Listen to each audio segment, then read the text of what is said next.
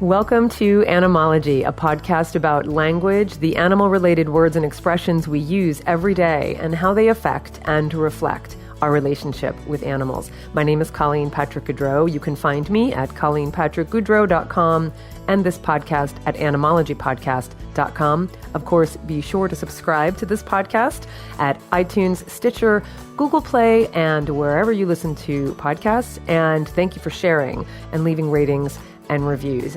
Today's episode is Animals in the Alphabet. As you know, animalogy is all about the animal-related words and expressions in the English language. But what about the animal-related letters?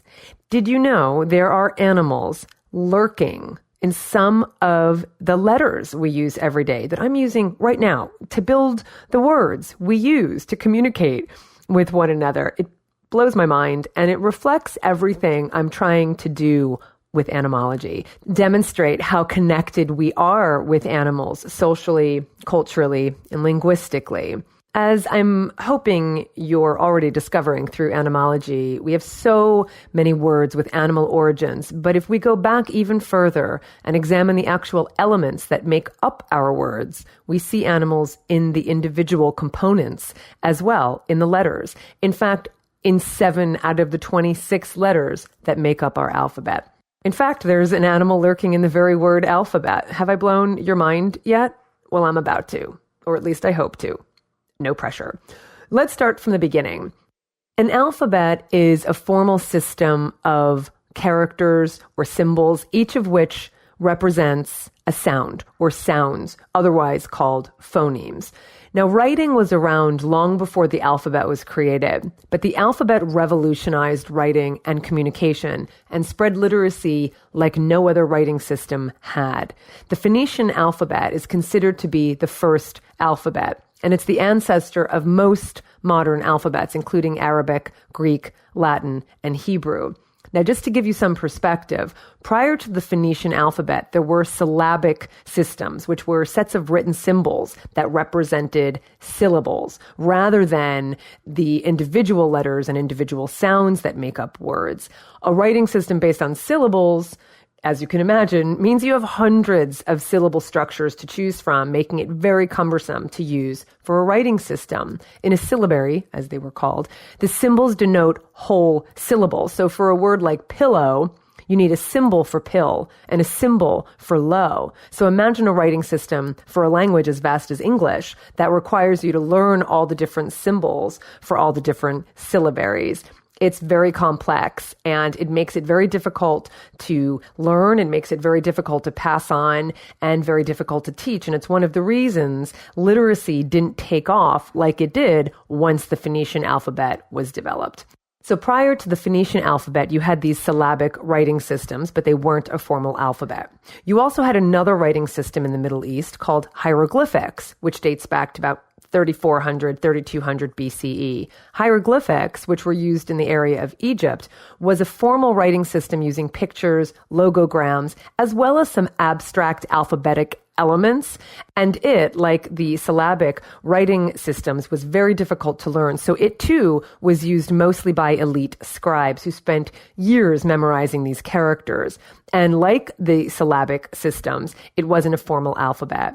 However, it does look like some of our letters are formed from Egyptian hieroglyphics. Thanks to the discovery of the Rosetta Stone in 1799, we know that ancient Egyptian hieroglyphics were not just simply pictograms. There were also phonetic symbols that depict specific sounds or phonemes of words. And so clearly a transition was taking place from syllables to specific sounds. Fast forward to about 1000 BCE, when the northern Canaanites, known as the Phoenicians, a seafaring Semitic people who lived in what is modern-day Lebanon and western Syria, developed the foundation of our modern alphabet. Although our alphabet is 26 letters representing sounds, the Phoenician alphabet consisted of 22. But the point is this: now what you have in the Phoenician alphabet are just 24 letters that can be memorized by everyone, by the youngest of people, by the tiniest of people, known as children, 24 letters that build the foundation of all of our words, and 26 in the case of the modern alphabet. I mean, we have thousands of words. We have 1 million documented in modern English. And with the formation of this alphabet, this original Phoenician alphabet of 22 letters, you can see that what happens is it enables writing and reading and literacy to spread far and wide and not be used just by a small handful of these elite scribes. Once the Phoenicians developed this alphabet, being a trading, traveling, seafaring culture, the alphabet spreads rapidly. Literacy spreads rapidly. The alphabet was taught to Phoenician children. It was used for government and trade. It was spread by the merchant ships who traded abroad, and the Phoenicians traded all around the Mediterranean and beyond, and that's exactly how the Greeks, who didn't have an established writing system at this point, this is exactly how they eventually get their hands on it. And once they do, then the alphabet and literacy spreads like wildfire. Now, I'm giving you this overview to lay the foundation for the rest of this episode, but if you want to learn more about the fascinating history of the alphabet, I'd like to recommend 2 resources. One is the book called Letter Perfect, The Marvelous History of Our Alphabet from A to Z by David Sachs. And one is an audiobook called The History of the Alphabet by Kevin Stroud. And I've mentioned Kevin before because he has a wonderful podcast called The History of English, called The History of English Podcast. So you can find both his audiobook, The History of the Alphabet, and you can find his podcast, The History of English, at historyofenglishpodcast.com, and let him know I sent you. I absolutely adore the work he's doing over there. So once the Greeks encountered this writing system of the Phoenicians, they borrowed it and adapted it to make it their own. The Etruscans borrow it from the Greeks, and the Romans borrow it from the Etruscans as well as from the Greeks. That this even happened is absolutely remarkable, considering how different the ancient languages of Greek and Phoenician were from one another. Greek being an Indo-European language and Phoenician being Semitic. Semitic and Indo-European languages don't sound alike at all, and their vocabularies are unrelated. But as we will see, as we have seen, the Greeks are able to overcome these challenges. And it's worth noting how quickly the alphabet developed once the Greeks get their hands on it. The Phoenicians develop it in 1000 BCE. The Greeks borrow it in 800 BCE, and they add letters related to the sounds in their own language, and they adapt it to include letters to relate to the sounds in their language. So the Greek alphabet becomes 24 letters from 22 in the Phoenicians. So in 800 BCE, the Greeks borrow it and adapt it. In 700 BC, the Etruscans borrow it from the Greeks. Now, the Etruscans are a non-Indo-European advanced civilization north of the Tiber River in what is modern Italy, emerging around the 8th century BC. The Etruscans have a language distinct from every other language in the world at the time. And they take up this alphabet, making their own modifications in 700 BC. And then the Romans, the Latin-speaking Romans, take it from the Etruscans as well as from the Greeks in 600 BC.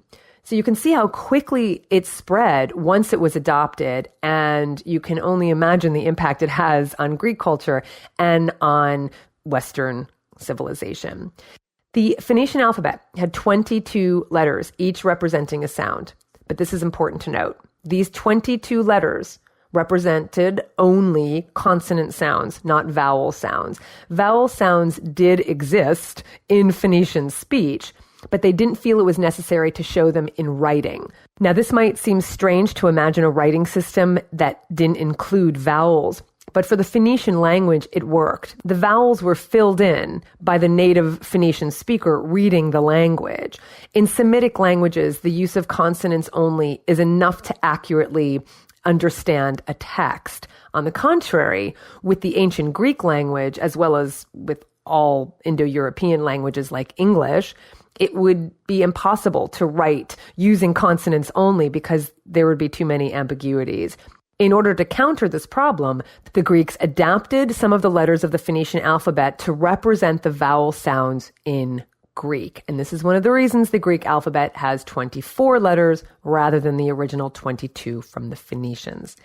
Now, when we look at our English alphabet, the name for each letter is pretty abstract. They don't mean anything to us. A, B, C, D. The names for these letters don't say anything. In fact, they barely even reflect the sound of each letter, in that so many of the letters have more than one sound. We say A, but of course there are 3 sounds for the letter A. We say C with a soft S sound, as in certainly, but there is also the K sound, as in cat. So just saying A, B, or C doesn't really say much. It doesn't evoke an image or describe a thing. Not so with the Phoenician alphabet. In the Phoenician alphabet, the sound symbols had names that denoted familiar elements of their everyday lives. And each letter's shape formed a stylized sketch of the object or animal named. Each letter name began with a different sound, the sound appropriate to that first letter. It's kind of like how we say Alpha, Bravo, Charlie, Delta in the radio communication alphabet. Alpha depicts A, Bravo depicts B, Charlie means C, Delta means D, and so on. And this is how the Phoenician alphabet worked. Let me illustrate this for you with the first letter of our alphabet, which is also the first letter to illustrate the animals hidden within our alphabet letters. In advance, I would like to say that if you are an expert in the pronunciation of ancient Phoenician, I apologize in advance. I am pretty much going to be pronouncing these words as they appear to me phonetically, but I don't mean to disrespect any ancient Phoenicians if I pronounce something incorrectly. So with that disclaimer out of the way, let's look at the first letter of the Phoenician alphabet called Aleph, A-L-E-P-H. The first letter of the English alphabet, A, comes from the Phoenician letter Aleph, which meant ox. And remember, I said that the original letters were all pictures denoting elements of everyday life, and the first letter of that picture was the sound of that letter. In the Phoenician alphabet, the A was a picture of an ox's head derived from an Egyptian hieroglyph. So the picture of the ox's head denoted Aleph, because that's the word for ox, and because A is the first letter in that word Aleph, that was the sound denoted in that letter. Now, this is where it might sound confusing, but just bear with me. That letter A was a consonant, not a vowel like ours is today. Remember, the Phoenician alphabet didn't have any vowels. So the sound of that first letter of Aleph was pronounced in a way that linguists would call a glottal stop or a breathing stop, kind of like when you have a catch in your throat, like when you swallow a consonant sound. Some dialects do this with the T's. If you say bottle rather than bottle, that would be an example of a glottal stop. And so Aleph was the first letter of the Phoenician alphabet, and it was a consonant rather than a vowel. So when the ancient Greeks formed their own alphabet during the 8th century BCE, based on the Phoenician alphabet, the ancient Greeks had no use for this glottal stop sound. That sound didn't exist in their language. But the vowel A did. So they took the letter Aleph, used it to denote the vowel A, and they renamed it Alpha, possessing the phoneme A, as in father. They also changed the direction of the symbol, turning it upright, similar to our modern day capital letter A. The Romans adopted the Greek alphabet by way of the Etruscans. Like the Etruscans before them, the Romans kept the character and the phoneme intact, thus the modern English vowel A was born. You can take a look at animalogypodcast.com and the page for today's episode to see what the symbol would have looked like. Picture a capital letter A, but kind of upside down, like an inverted V with a line through it. And it looks like an ox's head, with the 2 upper points depicting his horns and the lower line possibly invoking his face. Now, before we move on to the next letter depicting an animal, now you can see how the word alphabet has an animal in it. The word alphabet is a combination of the names of the first two letters of the Greek ordered set, alpha and beta. You probably know enough Greek to know that the second letter of the Greek alphabet is beta, which they derived from the Phoenician letter byte, B-A-Y-T, which meant house. So technically speaking, these two Greek letters, alpha and beta, are derived from the names of the first two symbols of the Phoenician ordered set, aleph, ox, and byte, house. So alphabet means ox house. Pretty cool.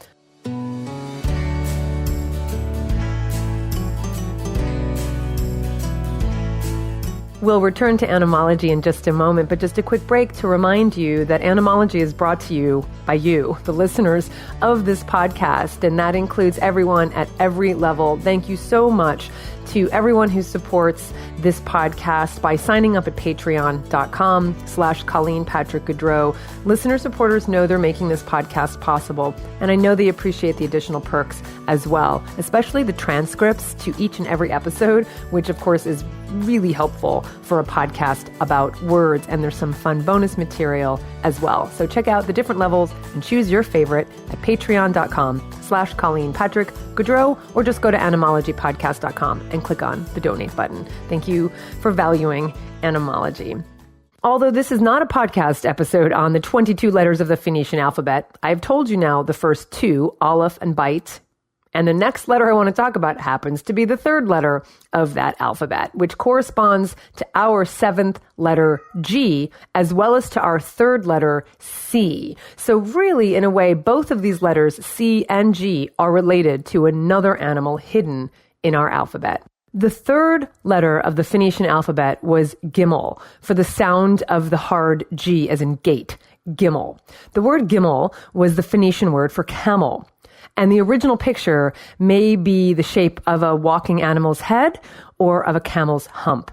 Picture an upside down V that's tilted a bit to point right to get the idea and to see a camel's hump, or you can go to animalogypodcast.com. The Greeks borrowed gimel from the Phoenicians and renamed it gamma. And like the Phoenicians, the Greeks used the letter to represent the hard G sound. But when the Romans adopted gamma from the Greeks, they made a big change. Unlike the Greeks, the Romans used the letter gamma to indicate the sound of K, as in compass, as well as the sound of G, as in goat. Not only that, the Romans changed the shape of the letter, softening the sharp angle of the gamma to a curve. The resultant shape looked very similar to our modern English C. But having one letter represent two very different sounds, the k and the g sound, grew problematic. So ultimately, the Romans developed a graphic differentiation for the two sounds. The k sound remained with the C shape, while a bar was added to the bottom edge of the letter to indicate the G sound, as in goat.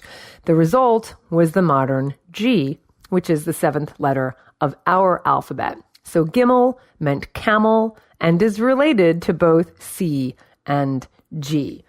The letter L was the 12th letter in the Phoenician alphabet, just like the letter L in our Roman alphabet is the 12th letter. The letter L is from the Phoenician word lamed, Lamedh, which was shaped a bit like a backwards check mark, and it meant ox goad or cattle prod. The symbol reflects the shape of the goad, the prod itself, a strong stick, typically with a crooked handle for poking livestock in herding. Lamed took the L sound that began its name, and when the Greeks copied the Phoenician letters around 800 BC, they made lamed their own L letter.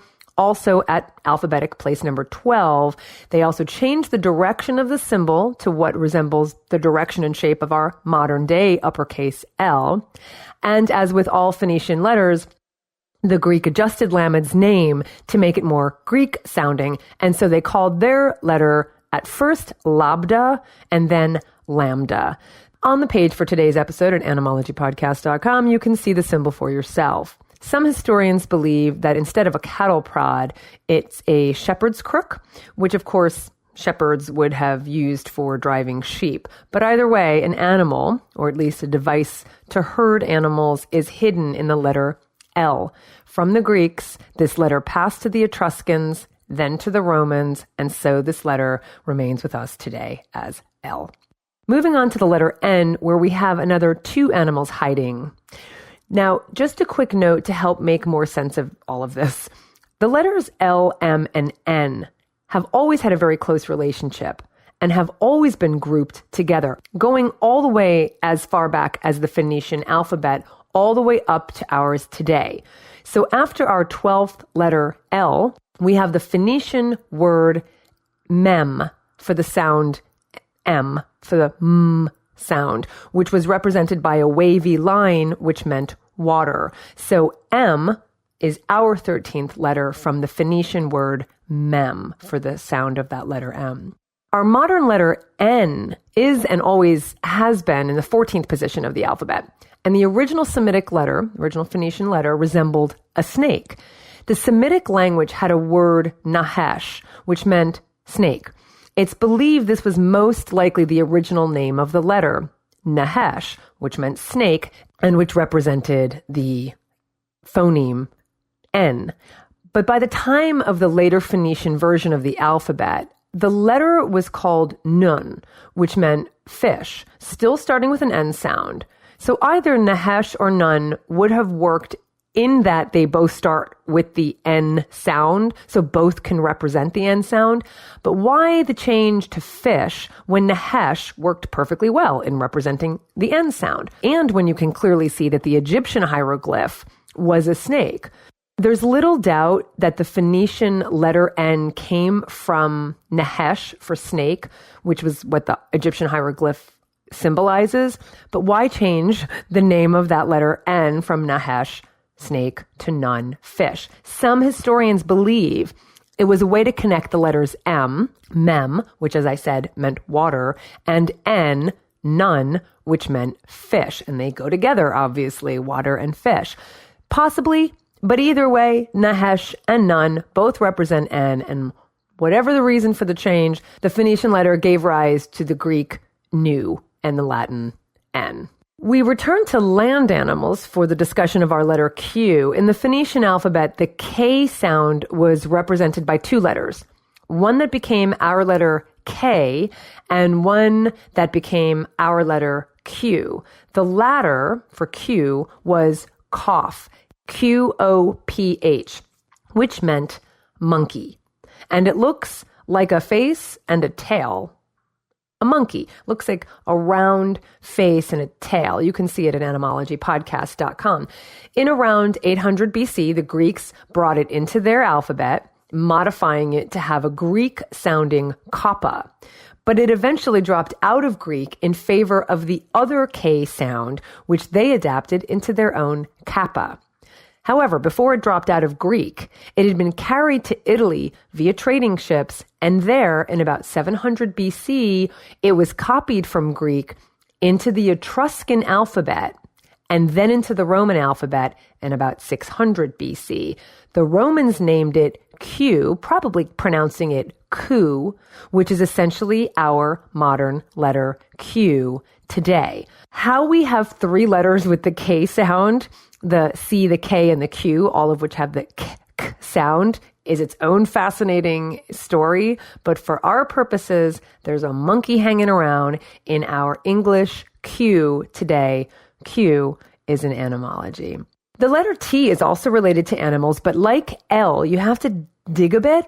And like L, it's more about our use of animals and the instruments by which we controlled them. The Semitic word tau was the last letter of the Phoenician alphabet. It was number 22. And just as it does today, it represented the T sound. The word tau, T-A-U, meant mark, as in a mark to brand animals. The original letter tau resembled a lowercase t with intersecting lines. And with that in mind, you can picture how the Phoenicians would have used it as a branding symbol. Tau's shape was usually cruciform, across, either perfectly even, like a plus sign, or favored lengthwise, like a church cross. Alternatively, in some inscriptions, tau looks like an X. There being no other X-shaped Phoenician letter, the variation didn't matter. Greeks took the letter T, but also added some other letters after it, so T was no longer the final letter in the Greek alphabet. The Etruscans took it as their own, as did the Romans, and so it remains in our alphabet today. And so there you have it. An ox is in our letter A, Aleph. A camel is in our letters C and G from Gimel. A fish and a snake are in our letter N in Nahesh and Nun. A goad to prod livestock is in our letter L in Lamed. A mark that represents the hot branding of cattle is in our letter T, Tau. And a monkey is hanging about in our letter Q. I don't know about you, but I think that's fascinating. Now, of course, as I've made it clear, our English alphabet is basically the Roman or Latin alphabet of 26 letters, but our English language is a Germanic one that was first written down in the Anglo-Saxon Futhorc runic alphabet, in use from the 5th century. Runes were any of the letters or characters of the earliest Germanic alphabet, used especially in various forms by the Scandinavians, and for our purposes, the Anglo-Saxons. Runes, R-U-N-E-S, were used by ancient Germanic peoples from about the 3rd century to the 13th century, even after the language of English had been established and the Roman alphabet was being used. And it was based somewhat on the Roman alphabet. The earliest rune inscriptions date back to 150 AD. Runes were usually used for specialized purposes, and the name rune comes from the Germanic root rune, meaning secret or whisper. The ancient Germanic peoples used runes to identify helmets, make calendars, write poems, encode secret messages, and mark funeral monuments. The runic alphabet was brought to what is now England by Anglo-Saxon settlers. Very few examples of this form of written English have survived, these being mostly short inscriptions or fragments. The 24 characters in this runic alphabet are known collectively as the Futhorc, from the Old English sound values of the first 6 runes, F, U, TH, O, R, and C. And in this runic alphabet, we have more animals. And I have a chart at animalogypodcast.com so you can see yourself what they looked like. The first sound value, or rune, was Pheo, representing the F sound. The rune image looks like our capital letter F, and the word Pheo meant mobile wealth, and it's cognate with the English word fee. We'll be talking more about this in an upcoming episode, but just briefly, the word fee derives from the Proto-Indo-European root piku, meaning cattle or livestock. And so we see the relationship with the word fee, meaning money as an exchange of payment, and cattle, which of course were money as an exchange of payment. We see the root piku in the modern word pecuniary, meaning related to money. Our second rune is Ur, U-R, whose rune image looks something like our upside down capital V. And remember why this looks familiar? Remember the first letter of the Phoenician alphabet? Aleph meant ox. Its symbol was this upside down capital V, but with a line through it. And what do you think this rune meant? Or meant ox, or more specifically, aurochs, to denote the U sound. Of course, the aurochs is the ancestor of our modern cattle, our modern oxen. And an old rune poem describes these great animals who once roamed the forests, but who we took and used to breed and create our modern cattle breeds. And sadly, we killed off all the aurochs by hunting them to extinction. This rune poem is from the 8th or 9th century. I'm not going to read it in Old English. This is the modern English translation. The aurochs is proud and has great horns. It is a very savage beast and fights with his horns. A great ranger of the moors. It is a creature of metal. As I mentioned, the Anglo-Saxon Futhorc runic alphabet is called such after the first 6 sound values: F, feo, which meant cattle in Old English; ur, which meant aurochs for our letter U in Old English. The 5th rune image looks like our modern uppercase R and was rod for the R sound, which meant ride in Old English, as in riding horses. Interestingly, though it's not Old English, we do have an Old Norwegian, another Germanic language, rune poem that uses this rune, rod, and its modern translation is riding is said to be the worst thing for horses. I wonder what the rest of that poem was. We will never know, unfortunately. And finally, we have the runic symbol that kind of looks like our uppercase M, but whose sound was like eh. And its Old English name was meaning horse, cognate to Latin equus, because the Proto-Indo-European root equo meant horse. And one more word about runes and how the first sentence recorded in the English language includes an animal. In 1982, a gold medallion about the size of an American 50-cent piece was found in a field called Undley Common in Suffolk, England. It had been dropped or buried by one of the very earliest of the intruders, sometime between 450 and 480 AD.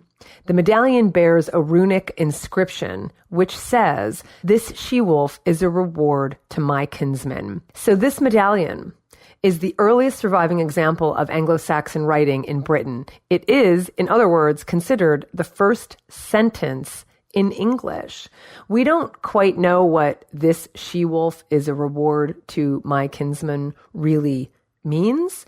Some experts believe the she-wolf refers to the coin itself, that the coin is the gift, but we don't know and probably never will. But for me, for us, for the purpose of seeing yet another connection between our language and animals, there you have it.